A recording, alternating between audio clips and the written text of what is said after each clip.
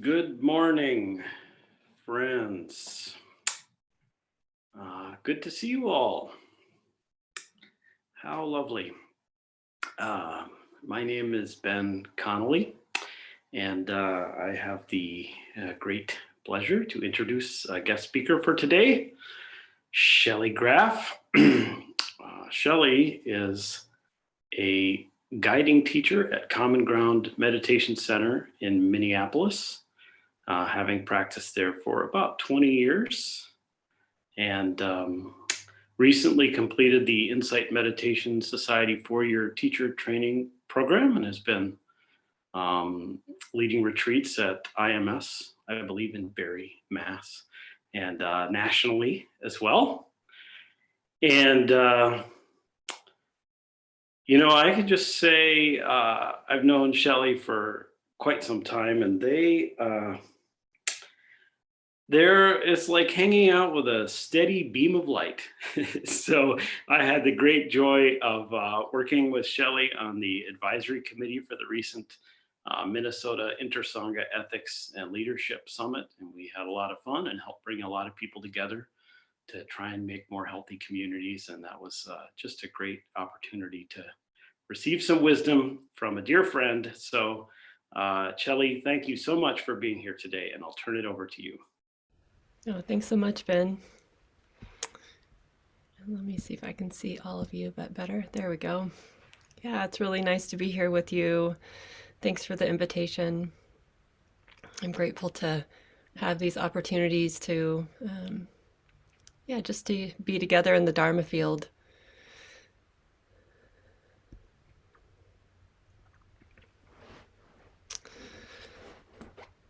I realize that I know some of you and many of you I don't. So we're getting to know each other this morning as well as taking some time to receive and feel into the Dhamma together. So I'd like to speak a little bit about wise relating or spiritual friendship and see where the conversation goes. Yeah, I'll speak for probably about a half an hour or so and then open it up to more of a conversation. So get ready. Of course, no pressure, but it'd be nice to chat back and forth a little bit. I should also say too that I'm feeling really good, but still recovering a bit from COVID, and so there might be some intermittent coughing and muting happening here. So don't worry about me. I'm really happy to be here. It feels good to be here, and this is just how the body is working itself out right now. I don't know about you, but it has felt like a difficult week in Minnesota, especially with the killing of Amir Locke, and also with the shooting at outside of Richfield School, the death of Jamari Rice, and all the lives that have been impacted in such a complex way, and not just by these two profound events, but also in so many other ways. And so I don't know about you, but in these moments when it feels so normal to feel all kinds of things, from anger and heaviness, grief, despair even, and confusion. It seems like the right moment for spiritual practice. Yeah. And not so much as a way of finding answers, but I think what we do well as practitioners is learn how to live in the questions, right? Rather than think we have it all figured out. It's often been the case for me that as soon as it's actually a thought to be suspicious of, like, I get this.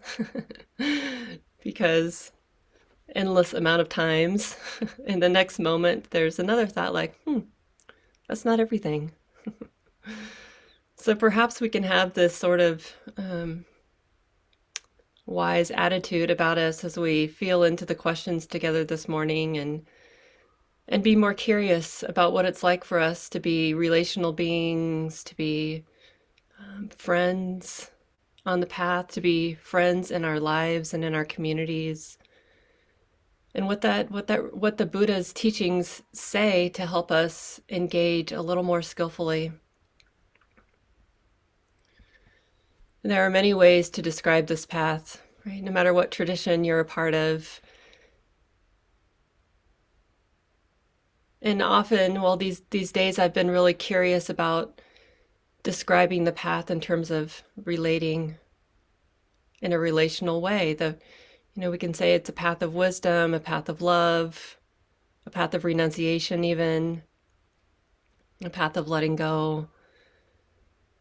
But perhaps, we can also deeply look at what it means to be a path that lays out these strategies and ways to be in a relationship. And at the heart of what we do, it seems, is just to clarify what it means to be in relationship, to be able to see that we are in relationship, right? Both as human beings, but also more subtly with our experience, with the body, with activity of mind, with emotions, always pointing to what is it like to be in a relationship here? What is it like to be relating? How is it possible to relate wisely, deeply, with compassion in this moment to this, whatever this is, this body pain, this heart pain, this moment of joy?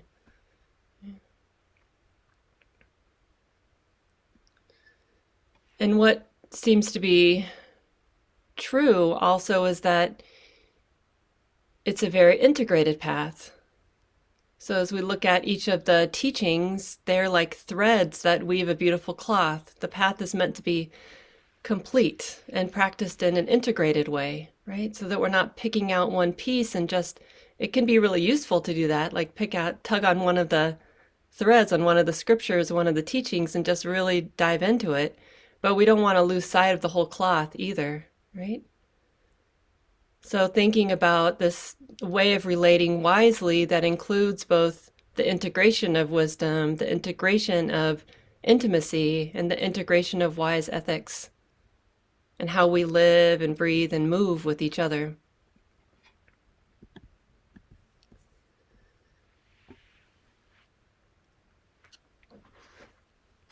There's a great new book that I'd highly recommend called Radical Friendship by Kate Johnson. Kate's a wonderful teacher.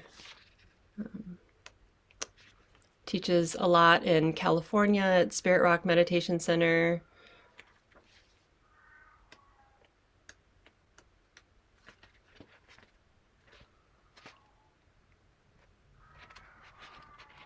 Let's see if I can find. And in this book, she really does a beautiful job of integrating in a very profound way the teachings on spiritual friendship and wise relating. And one of the places where the Buddha talks about friendship is in the Metta Sutta. Metta can often be translated as friendship. And here's what he says. I thought it would be nice just to begin with this so that we have a sense of, the possibilities. The Buddha says, monks, a friend endowed with 7 qualities is worth associating with. Which 7? They give what is hard to give. They do what is hard to do. They endure what is hard to endure. They reveal their secrets to you. They keep your secrets. When misfortune strikes, they don't abandon you. When you're down and out, they don't look down on you. A friend endowed with these 7 qualities is worth associating with. Should I read that again? They give what is hard to give. They do what is hard to do. They endure what is hard to endure. They reveal their secrets to you. They keep your secrets. When misfortune strikes, they don't abandon you. And when you're down and out, they don't look down on you. A friend endowed with these 7 qualities is worth associating with. And these seem like such important words for how to live as a friend, right? As a friend to ourselves, as a friend to the people we know, as a friend to people we don't know. And as I read these, as I've read and studied this sutta many times, I just keep coming back to like, wow, I want friends like that. And wow, I want to be a friend like that. And thirdly, wow, what a high bar. What a high bar, right? To be the kind of friend that gives what is hard to give, does what is hard to do, endures what is hard to endure, reveals secrets, vulnerable, receives secrets, trustworthy, not to abandon anyone, throw anyone out of our hearts, and not to judge or look down on each other.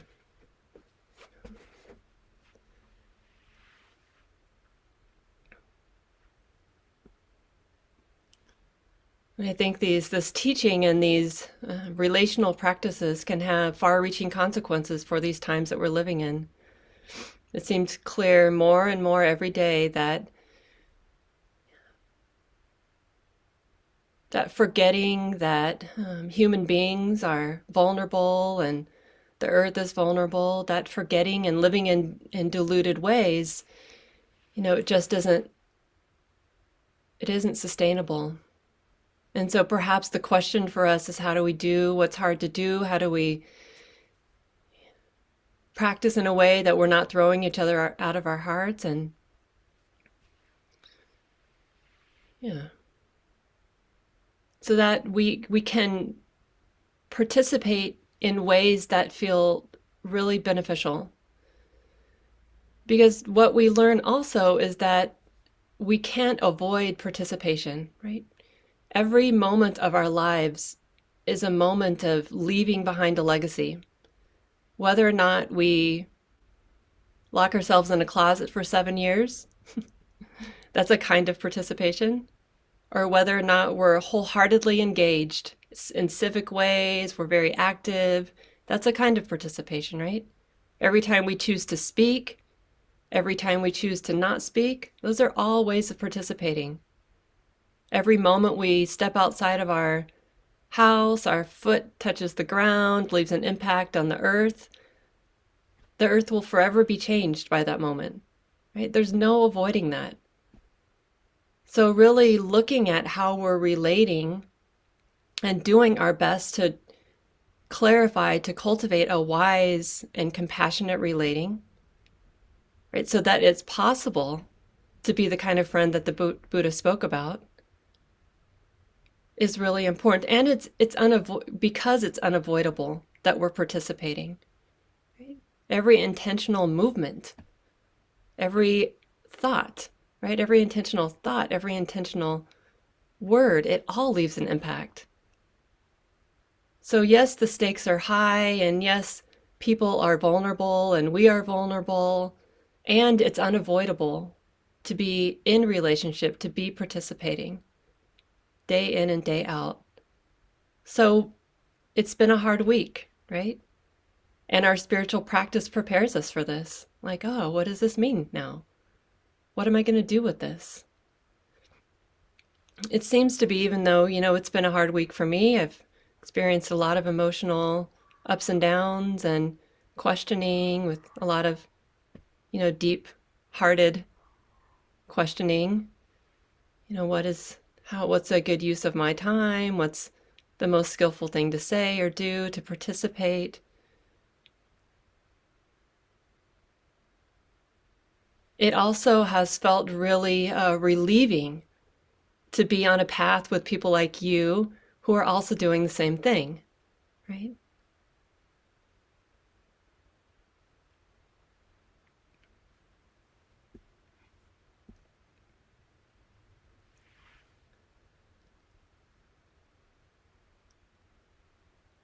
And we can find ourselves in difficult places with this, right? Where we miss the mark, misunderstand something, and forget that we're always participating. This is just what it's like to be human. And at times, the continued progress that we're making, the continued efforts that we're making to be skillful and beneficial in our movements and our actions and words might lead us to places where, that we're looking face to face with our unfinished business. And we might see that it's easier to blame or turn our backs on experience or ourselves or each other. We might see the protective habits of heart arise, that shut down, dissociate, deny. Right? These are the mind's, the heart's quick routes to happiness. There's no denying these either. Right? These are just going to show up for us. This is what it means to be growing and learning.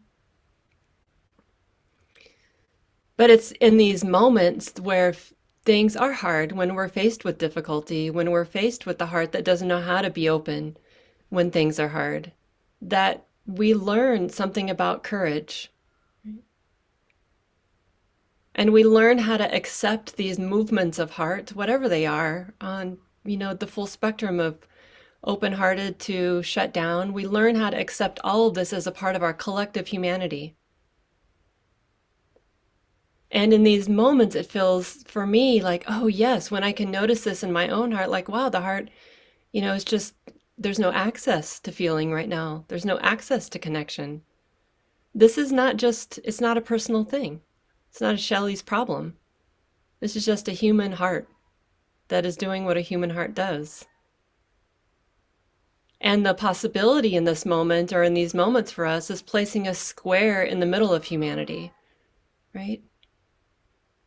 We can see ourselves reflected in each other, like, oh yeah, this heart shuts down just like yours does. This heart denies experience just like yours does. This heart denies suffering just like yours does. Denies participation, finds some loophole to absolve myself of responsibility just like yours does. It's really not a personal problem. And understanding this impersonal nature of things then really, in my experience, has freed the heart up to engage, right? As a learner, not as someone who gets it, but as someone who's just going to keep learning. And I feel a responsibility as a spiritual being to just keep modeling this as a student. Like there's nothing, it could just bring tears to my eyes, but there's nothing I really care more about than just being a student.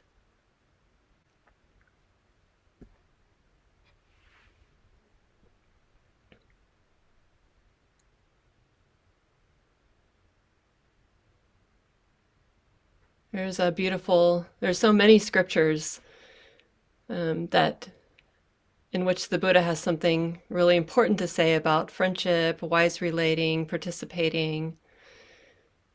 And I thought I would go through a few of them just to highlight some things that have been important in my experience.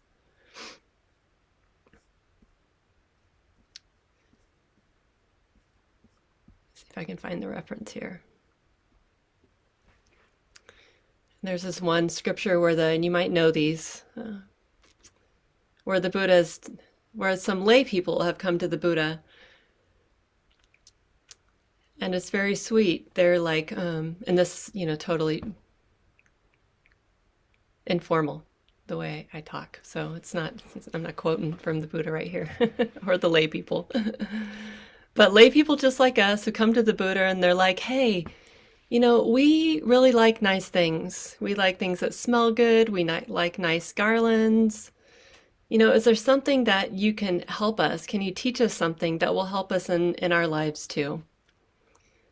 And the Buddha responded by saying, well, sure. There are 4 things that lead to the welfare and happiness of a person. And of those 4, admirable friendship is one of them. Kalyanamitta.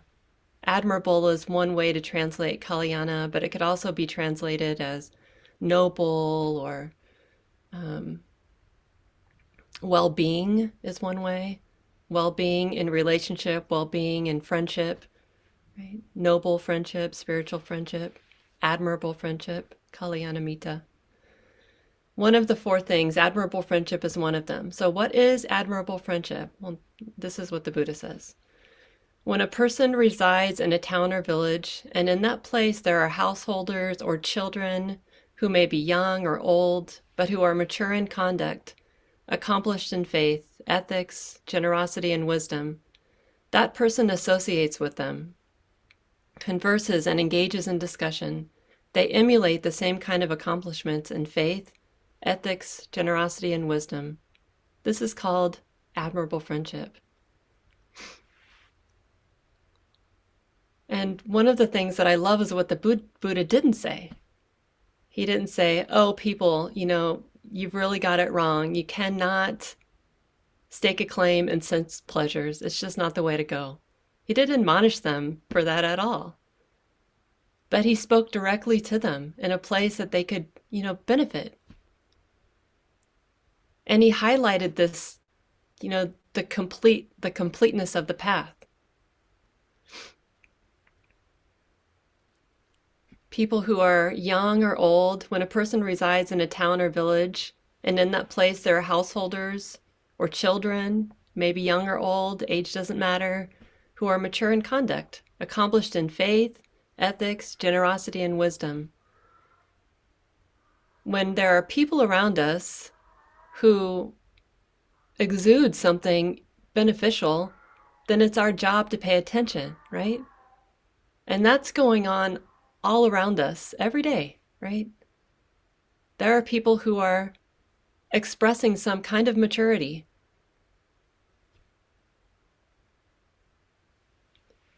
And I also appreciate that, the Buddha, it seems like he's saying, and this is, obviously just my interpretation, but that even if you're not aspiring to the deepest freedom, right? Even if nibbana is not in mind all the time. And I think it's important to keep nibbana in mind. But even in moments when it's not in mind, right? That you're still headed in that direction if you're cultivating the path in these ways. Right?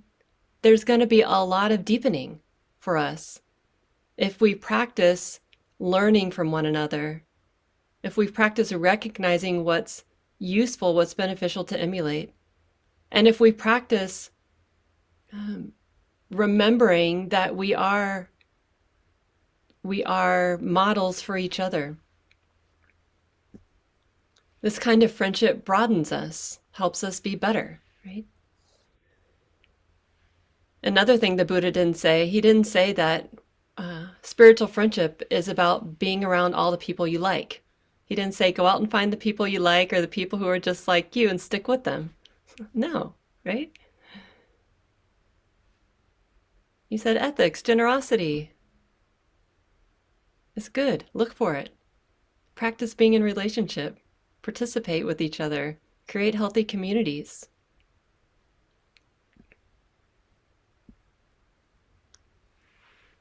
I've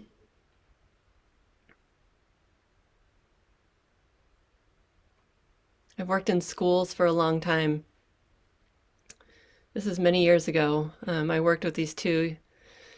For a while, I worked at a school for kids who had been expelled from Minneapolis public schools. It was very small and really, for me, very deeply relational. And I still see kids on the street that are probably now like 20 something or 30 easily. And I imagine them as little 12-year-olds or 13-year-olds. I'll see somebody of that age or height on the street and I'll go, oh wow, looks like so-and-so, or I wonder if it is. And then my mind will remind me how diluted that is because they're probably 30 years old now. But there are these two kids and they were really good friends, these two male-bodied students, and they didn't know each other before they got to this school. And they always wanted to be in the same, they would always ask me to make sure they were in the same class. They had a large group of friends, and even though it was a very small school, like 50 kids. And they didn't always want anybody else to know that they've asked me to put them in the same class. So they'd kind of come in private and ask me to keep their secret, right? but they would really bring out the best of each other. They would compete on assignments. I would hear them saying things to each other like, if I get a better grade on you than on this test, then you're going to give me a Snickers bar. Or, you know, they just had this way of relating that was, and they were always making fun of each other. I would often shake my head. I would round the corner at lunch or at passing time. They'd be huddled up in a corner and they'd be just like going at it, roasting each other. And I thought a lot about these two kids and the way they've modeled what it means to be in relationship, right? Different circumstances, different people, kids who didn't know each other before they got here, but kids who were really they were trying to survive, right? They were trying to survive in a very difficult situation. They were trying to find ways to be the best that they could be, and they needed each other. Yeah, and some of that capping on each other in the corner at lunchtime, I think, was a way of just releasing some steam, right? They're, yeah, releasing some steam, realizing how hard it is to survive, and especially how hard it is to be two young black men growing up in Minneapolis. But they maintained this sort of friendship over the 3 years that I had them, or had the pleasure to know them.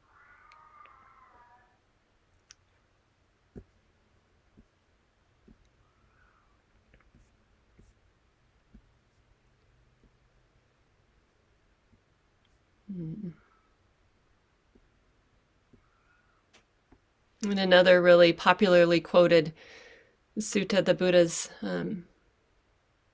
attendant and cousin Ananda comes to him it makes a statement that I'm sure he felt really good about. And he said that he told the Buddha that he thought spiritual friendship was half of the holy life. And the Buddha quickly admonished him and said, no, no, no, don't say that. It's all of the holy life, right? And I often wonder, like, it's a big statement and a statement that I've tried to understand more and more fully as life goes on, as practice continues. Like, why did he say that? And it seems like, it's what he's pointing to in the scripture in which he is telling the lay people who like nice things that, it's a responsibility that we have to be in a relationship with each other. And that we can learn so much, right, from each other here in relationship. We can learn we can see. We see so much, right? We can see our own discomfort. We can see our own depth of compassion. We can feel into our own courage, right? There's so much to learn. It doesn't mean that there's not things that we do individually. It doesn't mean that it's not our responsibility to cultivate a kind of sensitivity and intimacy of heart that allows us to be wise in relationship with each other.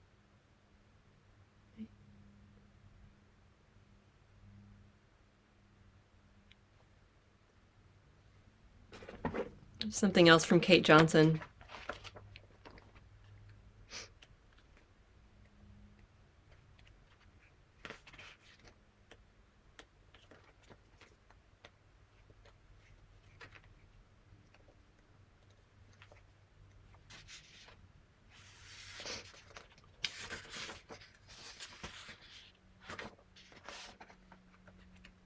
I dropped my book and I lost the page, so let me see give me about 10 seconds, see if I can find it.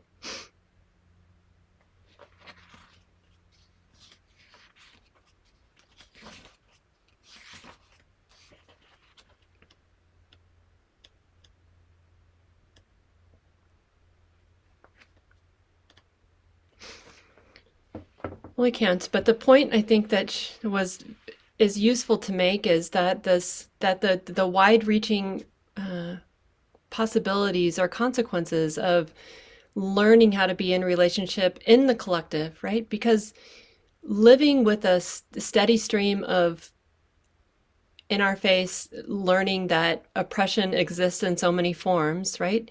Oppression is a way of separating, of uh, of pitting people into these places where we feel like we're just trying to survive.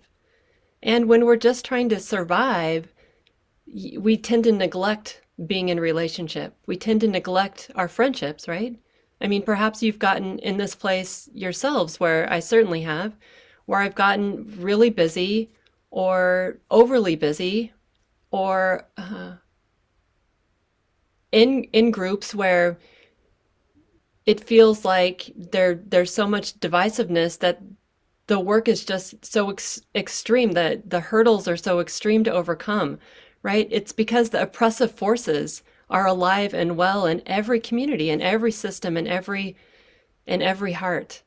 And so in moments when I can feel the kind of separation to just like neglect what is going to be beneficial, right? And forget to connect, to forget to lean in, to forget to remember that I'm responsible in participation with my friends and community, right? Then it can be very damaging, right?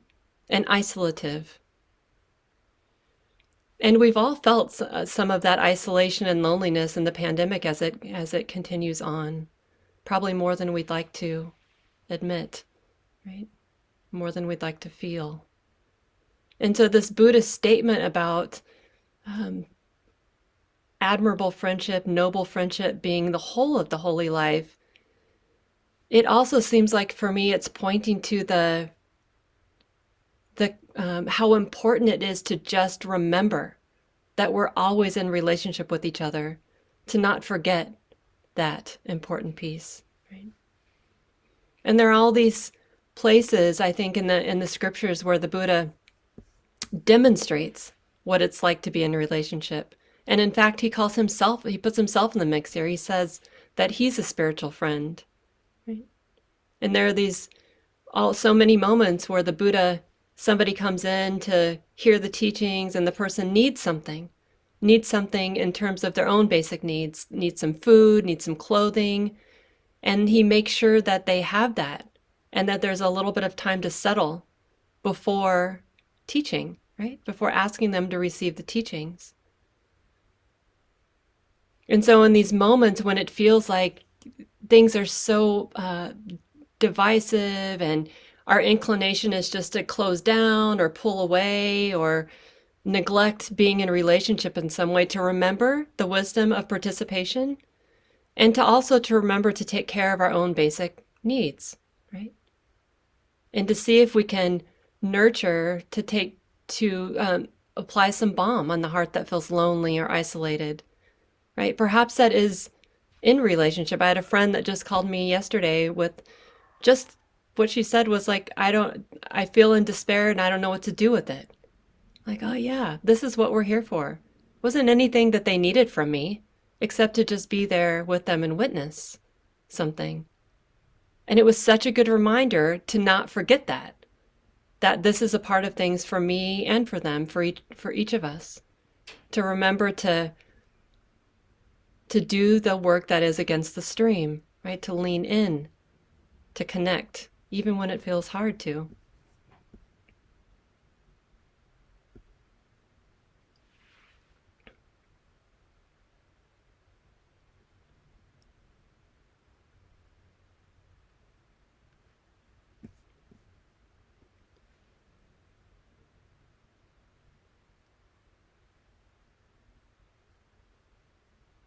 I think I'll stop here actually and see what's in the room. Thanks for your kind attention so far, friends.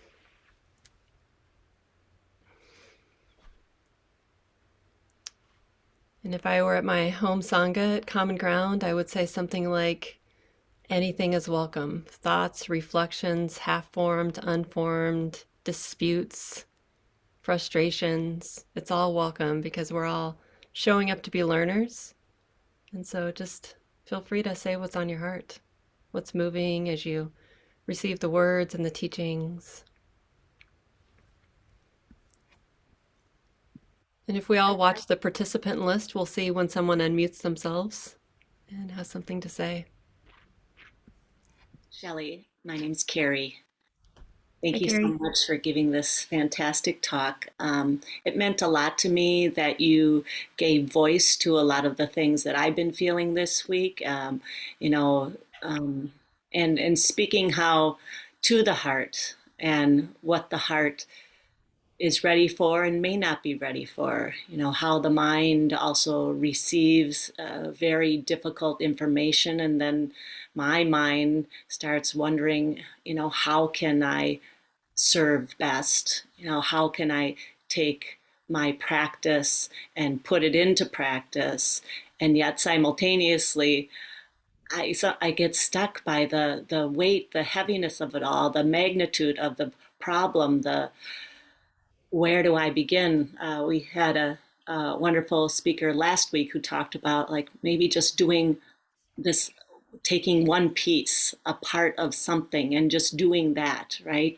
Because sometimes I tend to think, well, I want to fix that. I want to, gun violence, and I want to fix the whole system of racial injustice and inequalities, and yet that seems too big and overwhelming, and then my heart just shuts down. So I appreciate you bringing up this topic and spoke to participating, participating with ourselves, participating with others in the best way that we can through our teachings. It's very supportive. Thanks, Carrie. Thanks for sharing. Hello, my name is Raul. Good morning. Thank you so much for sharing all that, Shelly. Just really quickly, one thing that stood out to me just reminded me of being more aware of my movements in my daily life.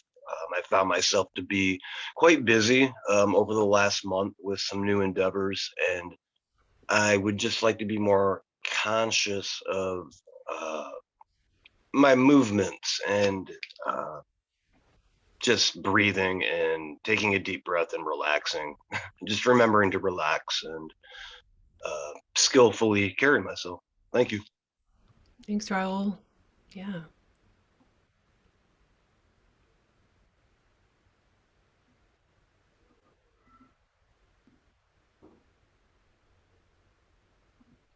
So many bits of wisdom that emerge in a room like this, right?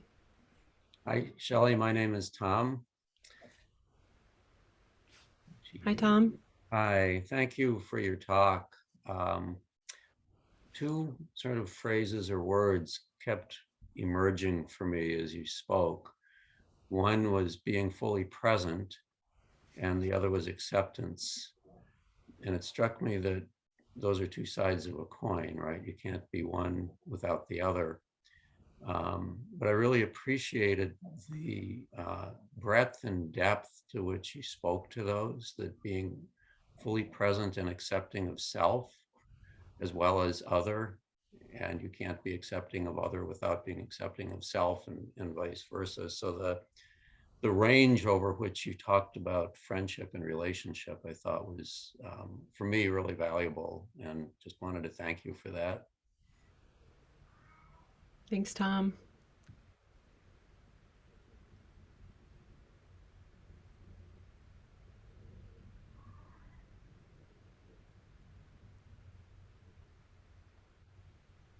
Yeah, I see a hand. Let's see, Judy. This is Judy. Um, I related to what you said about community. Um, I living on my own. Normally, I'm busy. With COVID, I've been much more isolated, and I find that I'm kind of reluctant. I get kind of not happy, but content where I am, and reluctant to go out and to see people. And there are events that go on in my building and other things. And sometimes I push myself to go because you need to be with people, I say. And but I don't really want to. It's a lot of trouble. And I find I'm so glad I go there because it gives me contact with people, which I need more than I realized, I think. Anyway, that's what I related to. And that's my experience, that being with others is an important part that I need to keep on top of. Thanks, Judy. It's very true. True for all of us.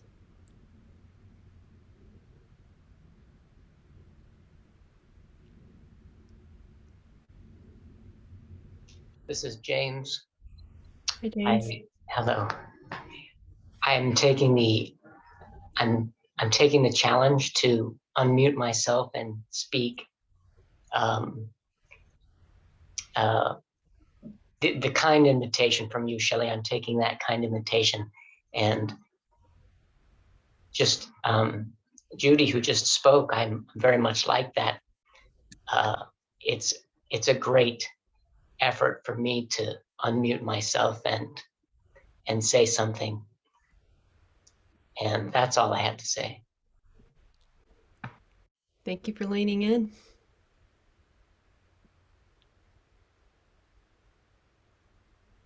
Hi, this is Katie. Hey, Katie. I'm wondering if you have any thoughts about how to maintain community and relationship with people who are not mature in conduct. Great question.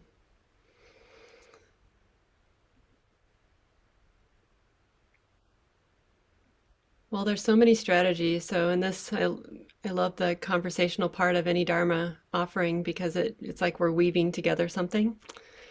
So I'd be curious what else, I'll have a few comments, and I'd be curious about what others might say too, right? My partner often talks about friends, or, a way of not throwing people out of our hearts is to have friends that are maybe in your next door neighbors, and then in your, maybe a little bit farther out, friends who are in your neighborhood, and then perhaps maybe friends that aren't quite that close to you, but you keep them in the city with you, and then friends that maybe are a little farther out in the suburbs and maybe a little farther out, right? So in order to not throw people out of our hearts, we might have to adjust how close we are to everyone, right? And while we're building up the skill to be close and more skillful with people, then our proximity might vary. Yeah. And so one of the things to remember is that, we just have to continue to use our common sense. So if we're in a place where it feels not safe or in any way to be with people, then we have to see what is the most comfortable distance in which we can love them from. That's what's helped me. And then another thing to remember is that, just like I was saying earlier, that when we can really delve into the question of how to participate, one of the things we start to see is that we're reflected in each other. I see myself reflected in others quite often. And that is with the full scope of humanity in front of us, right? So it makes it harder and harder to hate when I see the roots of anger, when I see the roots of ill will moving in this heart. It's really hard to condemn. I see that. Like, oh, wow. Human beings, including me, I make a mess of things when I'm not really careful, when I'm not listening to what the heart needs, when I'm not giving it what it needs, right? And so in these really mysterious moments, when it feels like the intellectual mind might make a decision, well, hatred is the only way. You've probably seen this. I've seen this in my mind, like, oh, must throw this person out of my heart. That's despicable, right? The intellectual mind makes this decision. But the action, in reality, the heart, when there's a capacity to connect with this universal, with what it's like, with the universal humanity among us, within my heart, all around us, I've been amazed again and again and again that generosity, for example, shows up on the backside of despair, or that compassion for someone who's murdered shows up when I didn't expect it to be there, right? So this capacity to be in full relationship with our own hearts and to say yes, yes, yes, to train the heart, to train in this willingness to meet all of life that's flowing right here, right? And to see that I'm not so different. May have very different lived experiences, but the movement of life is very similar, right? The movement of anger, the movement of love, the movement of fear, right? The movement of delusion. The heart that, how many times have millions, and have we seen deluded, have we chased delusion? Like, oh, this is, and then kidding ourselves, like, oh, this is skillful. And then only later to go like, oh, wow, that was really, really unskillful, right? I can't believe I convinced myself that it was wise to say that really mean thing to my partner, right? For example. So we can have a lot of reverence for the force of humanity among us. A lot of reverence. And for the possibility of acting unskillfully when we get swept away by the forces of greed, of ill will, of delusion, right? And they're within every human being.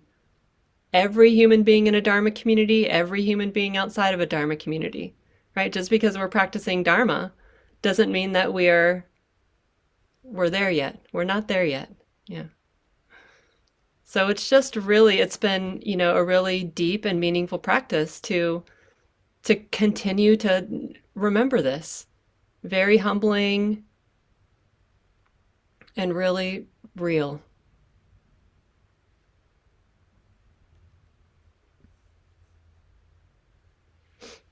But I'd be curious what anyone else has to offer. Shelly, I'm Christine. I really appreciate what you're saying. I think a lot of Thich Nhat Hanh's poem about being the pirate and the girl, and that we all carry all that possibility, and that I think when we get scared, it's really easy to convince ourselves that we're different, and that other people are beyond the pale somehow. But I wanted to share, I got a call from on this question of how do we connect with people. I got a call from a college friend yesterday who was concerned about a third friend who's lost both of her parents in the past year, and our mutual friend said she's kind of going off the deep end. Like I can't talk to her. I was trying to have a conversation with her. I know she's had major losses, but I just couldn't talk to her. And so she said, I was thinking, would you be willing? I was thinking maybe we could connect with her in a heart way. And I was wondering if you'd be up for us doing dance parties, like we're all across the country, but just like 3 songs a week, and we each pick one and we dance for 15 minutes every week together. And I was like, that's a brilliant idea. So she wrote to both of us, and I have to get off in a few minutes to go to this little dance party. But to me, it was just my friend saying, I think we just need to connect in a heart way, because there's no way she's going to change her mind of where she is right now in the pandemic. She's just kind of gone to this place that we couldn't connect, but finding places where we can connect. Just so powerful to me. So I thought I'd share that, whatever it's worth. Love it. Thank you. Yeah.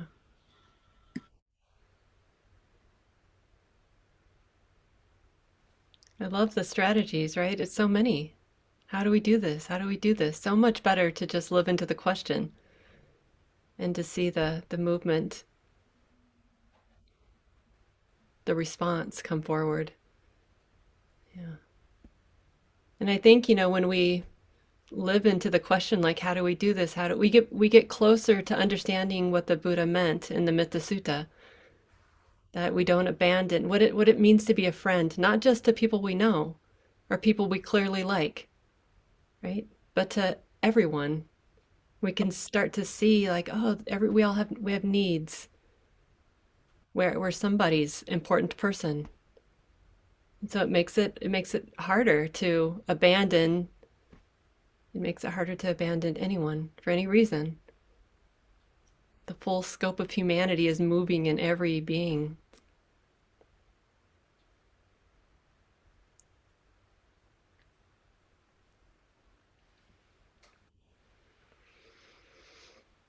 Well, perhaps we'll leave it here this morning.